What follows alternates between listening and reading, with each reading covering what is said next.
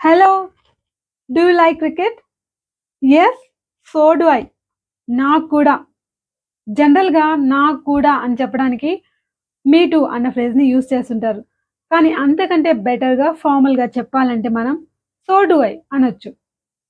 So plus helping verb plus noun are pronoun. So ఇటువంటి ఫ్రేజెస్‌ని ఎలా చెప్పాలో కొన్ని ఎగ్జాంపుల్స్ ద్వారా క్లియర్‌గా అర్థం చేసుకుందాం. అంతకంటే ముందు మీరు ఈ ఛానల్‌ని మొదటిసారి చూస్తున్నట్టయితే సబ్స్క్రైబ్ చేయండి. వీడియో నచ్చితే ఖచ్చితంగా లైక్ చేయండి. So now let's get into the topic. ఇటువంటి వాక్యాల్ని చెప్పడానికి మనం ఈ స్ట్రక్చర్‌ని ఉపయోగించాలి. So plus helping verb plus pronoun. అలాగే నాకు ఈ వస్తువు నచ్చలేదు అని అవతల వ్యక్తి చెప్పినప్పుడు నాకు కూడా నచ్చలేదు అని చెప్పాలంటే మనం neither plus helping verb plus noun are pronoun ఈ స్ట్రక్చర్‌ని యూజ్ చేసి చెప్పొచ్చు. అదెలాగో తర్వాత చూద్దాం. ఫస్ట్ నేను కూడా, నాకు కూడా అని చెప్పడానికి ఎలా చెప్పొచ్చో కొన్ని ఎగ్జాంపుల్స్ ద్వారా చూద్దాం. ఇక్కడ ఏ అంటున్నాడు I have got a lot of work to do today అని. I have got a lot of work to do today. ఇవాళ చేయాల్సిన పని చాలా ఉంది అని ఏ అంటున్నాడు. మరి బి దాని సమాధానంగా సో హావ్ ఐ అంటున్నాడు. నాకు కూడా అంటున్నాడు. అంటే అవతల వ్యక్తి చెప్పిన స్టేట్మెంట్‌ని సమ్మతిస్తూ నేను కూడా, నాకు కూడా అని చెప్పాలంటే మనం ఇటువంటి ఫ్రేజెస్‌ని యూజ్ చేయొచ్చు. ఇక్కడ సో హావ్ ఐ అని ఎందుకు అంటున్నామంటే ఏ చెప్పిన స్టేట్మెంట్‌లో ఆల్రెడీ హెల్పింగ్ వర్బ్ అనేది ఉంది. కాబట్టి మనం హావ్ అంటున్నాం. అదే అక్కడ హెల్పింగ్ వర్బ్ లేదనుకోండి. Only verb I got a lot of work అని ఉందనుకోండి. అప్పుడు మనం ఏ హెల్పింగ్ వర్బ్ తీసుకోవాలి? అంటే డిడ్‌ని తీసుకోవాలి. అంటే ఎటువంటి హెల్పింగ్ వర్బ్ లేనప్పుడు వర్బ్ ఏ టెన్స్‌లో ఉందో దాని ప్రకారం మనం తీసుకోవాలన్నమాట. గాట్ అనేది పాస్ట్ టెన్స్ కాబట్టి డిడ్ అనాలి. Suppose I got a lot of work అని ఉందనుకోండి. దీన్ని సో డిడ్ ఐ అనాలప్పుడు. So did I. అదే గాట్ ప్లేస్‌లో ప్రెజెంట్ టెన్స్ ఉందనుకోండి. సో డు ఐ అనాలి. ఇలా మనం వర్బ్‌ని బట్టి హెల్పింగ్ వర్బ్ తీసుకోవాలి. హెల్పింగ్ వర్బ్ లేనప్పుడు. అలాగే next one I am angry with her behaviour అని ఏ అంటున్నాడు. మరి బి ఏమంటున్నాడంటే అవును మా అన్నకు కూడా అంటే నాకు ఆమె బిహేవియర్ కోపం తెప్పించింది అని. మరి బి మా అన్నకు కూడా అని చెప్తున్నాడనమాట. అలా చెప్పడానికి so is my brother. So is my brother.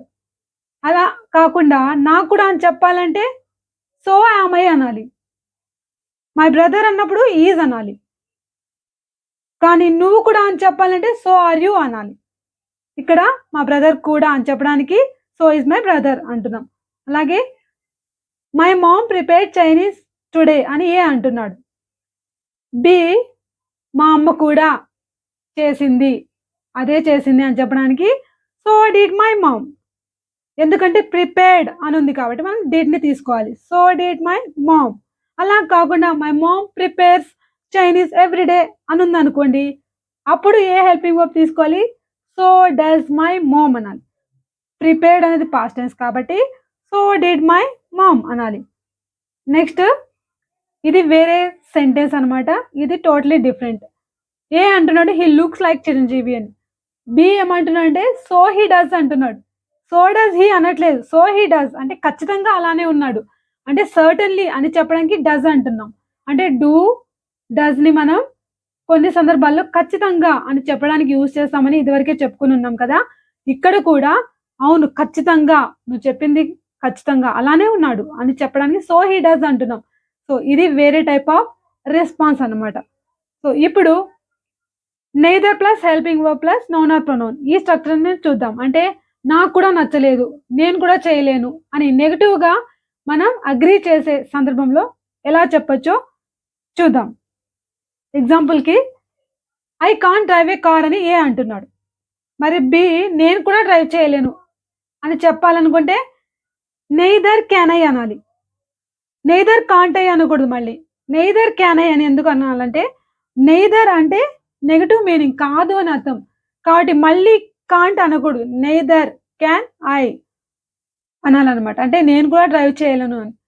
అలాగే ఐ కుడెంట్ స్విమ్ వెల్ అని ఏ అంటున్నాడు. అంటే నేను సరిగ్గా ఈత కొట్టలేకపోయానని. బి దాని సమాధానంగా నెయిదర్ కుడ్ ఐ అంటున్నాడు. నెయిదర్ కుడెంట్ ఐ కాదు. Neither could I. నెయిదర్ అంటేనే నెగెటివ్ నాట్ అని.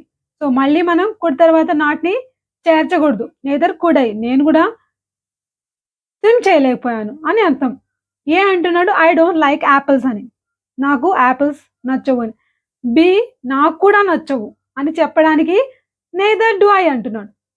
అంటే నెయిదర్ డు ఐ అంటే నెయిదర్ అంటే నాట్ అని. సో నాకు కూడా నచ్చవు అని చెప్పడానికి మనం నెయిదర్ డు ఐ అనాలి. కానీ నాకు కూడా ఇష్టమే అని చెప్పాలంటే ఏం చెప్పాలి? సో డు ఐ అనాలి. అది తేడా అన్నమాట. సో ఇంకా కొన్ని ఎగ్జాంపుల్స్ చూద్దాం.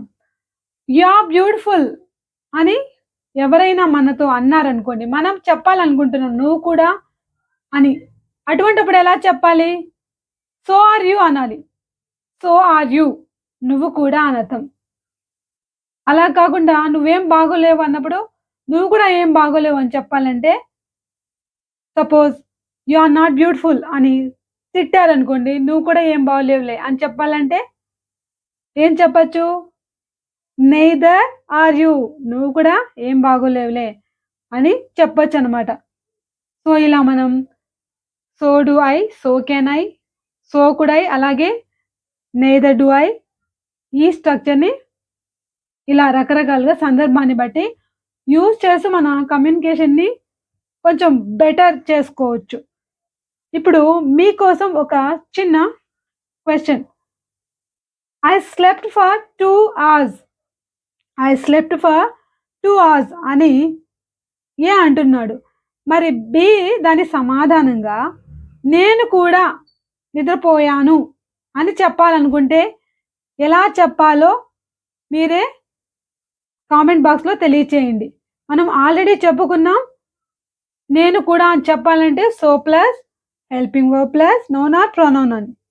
సో ఇక్కడ వర్బ్ అనేది ఏ టెన్స్‌లో ఉందో చూసి దాని ప్రకారంగా హెల్పింగ్ వర్బ్ తీసుకొని మీరు ఈ ఆన్సర్‌ని ట్రై చేయండి.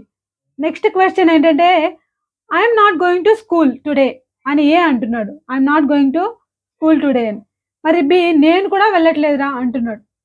దీనికి ఎలా రాయాలో నేను కూడా వెళ్ళట్లేదు అని నెగెటివ్‌గా చెప్పాలంటే మనం neither plus helping verb plus noun are pronoun use చేయాలని చెప్పుకొనున్నాం. ఇక్కడ ఆల్రెడీ హెల్పింగ్ వర్బ్ అనేది మనకు ఉంది. సో దీని ప్రకారంగా మీరు ఆన్సర్‌ని కామెంట్ బాక్స్‌లో తెలియచేయండి. ఈ వీడియో మీకు నచ్చితే లైక్ చేయండి, షేర్ చేయండి, సబ్స్క్రైబ్ చేయండి. Thanks for watching.